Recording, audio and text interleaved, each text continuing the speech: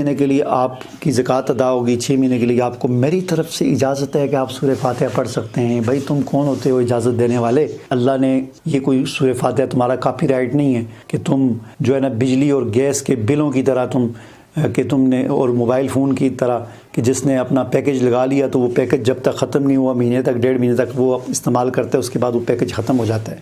तो इस तरह उसने कुरान की आयात सूरह फातिहा का एक पैकेज बनाया हुआ था, इतने पैसे दे। आयतुल कुर्सी का एक पैकेज बनाया हुआ था, मुफ़व्वज़तैन का एक पैकेज बनाया हुआ था।